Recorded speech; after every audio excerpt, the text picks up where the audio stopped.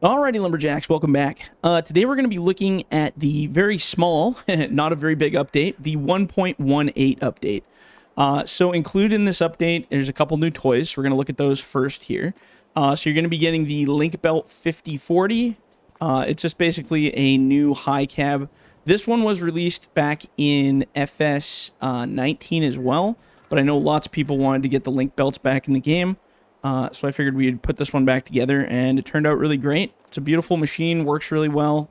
It has a really long arm compared to some of the other machines, so you're going to notice the reach on it is a lot better for loading and a few other things. But overall, it is a really nice machine, super fun to run. So that's one of the toys. The other toy is the Volvo, and it is the ECR 355E. So this guy is a fun little machine, great for digging.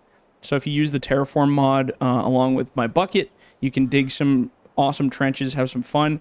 You can use it for loading. You can use it for whatever you want. I also actually have fallen in love with this one as a processor. I really like this one as a processor. I think I have one set up here somewhere.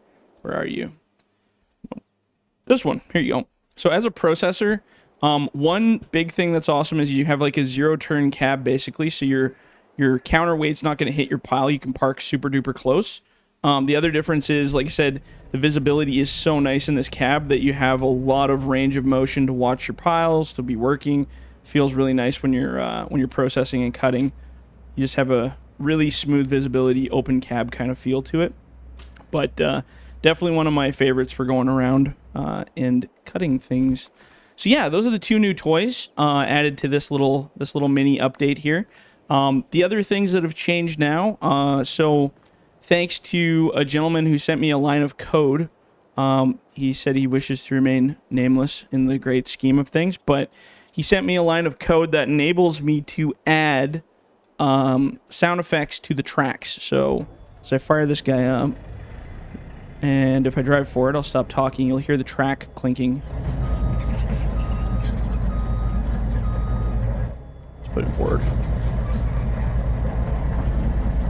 So now the tracks have a bit of a squeaky track sound, which is actually really nice. I was playing with it a little bit, but I know lots of people hated the fact that it just sounded like it was a rolling engine all the time. So now all the track machines have that track sound effect added to them, which adds just an extra layer of, kind of realism to when you're trekking around. And especially in multiplayer and stuff, it's nice because you can actually hear the, machines rolling around and gives you that real life feeling. So it's good. So thanks to that gentleman for sending me that line of code, because I couldn't figure it out for the life of me. So now the big issue that lots of people had was the track hop issue. So I did bring this up in other videos as well as on the Discord. So track hop was an issue. So what was happening was when you drove with these tracks in certain directions on a map, the tracks would hop up and down. Like you kind of, I don't know how to explain it. Those who knew about the issue know exactly what I'm talking about. But the issue was like you drive and the track would kind of stutter as if you're running over like fence posts once in a while. And that was just because the friction was set so high on the track so that they wouldn't turn while you were operating. So I listened to everybody, and I did kind of find a halfway point between hop and no hop, I guess you could say. So right now, there's still a tiny wee bit of hop. Not much, but as you watch the tracks, you can see once in a while there's like a tiny little stutter where it jumps a little bit. But that's nowhere near what it was before.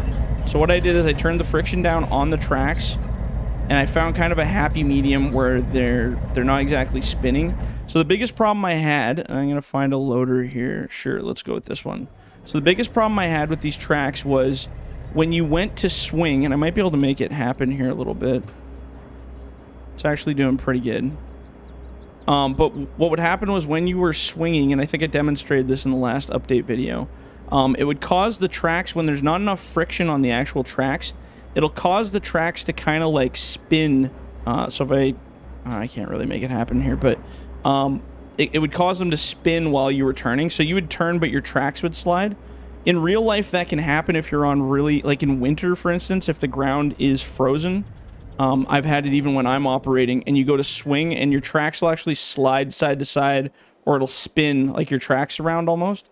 But in this game, it shouldn't be doing that on dirt ground, and it was doing it quite often.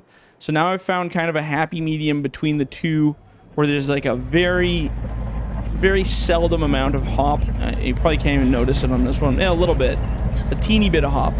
But in the cab, you can feel kind of a little, it kind of does like a little tiny bump. But I have to have at least a bit of friction, otherwise the tracks just free spin. And same thing if you're processing on a hill. If your frame rate drops, you'll just start sliding down the hill, which is not realistic at all. So, like I said, I listened to you guys, and I did find a kind of happy medium point. So you guys will find in this update all the tracks should be a lot more resilient to the hop effect, and they should still, for the most part, stay pretty stable while you're operating. You may start to see in multiplayer, or if you have a really low frame rate, that the tracks will spin a bit. But like I said, I kind of got to have a sacrificial point here where I got to pick my battle. So hopefully that's better for you. On the Timber Max, which I don't have one purchased, doesn't really matter, we don't need it. On the Timber Max, which is the winch line that you attach to the end and pull, I added a bit more give on the winch points. So where the joints connect to the winch to the actual trees. What was happening was if you raised and lowered the head, sometimes it would like lift the trees off the ground at a distance. So I was able to give it a bit more translational give, I guess you could say. So now when you're dragging those lines, they should feel a lot looser and not like there's an invisible line that's hooked to it, like solid, if that makes sense. Anyway, so just to justify it, we'll just say the winches are improved. And that's all winches, not just the Timber Max. So the skidder, this guy. So, this winch too, actually maybe we can give an example here. So let's try to connect. So basically what was happening before, and I can't really wave this around, but this line that connects from there to there was kind of causing it to almost act like there was a solid line between them, and it would like make the trees kind of glitch out. So now, you'll just notice it drags a lot nicer, like smoother. It feels a little bit more realistic, like you actually have the winch line kind of properly set.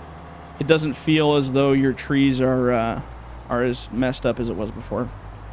Okay, so there's that. And then the last thing, not like I said, it's not a huge update. There's only a few little changes. The skidder's weights have been drastically increased. And the reason for this is because I've talked to a couple skidder operators personally that play this game.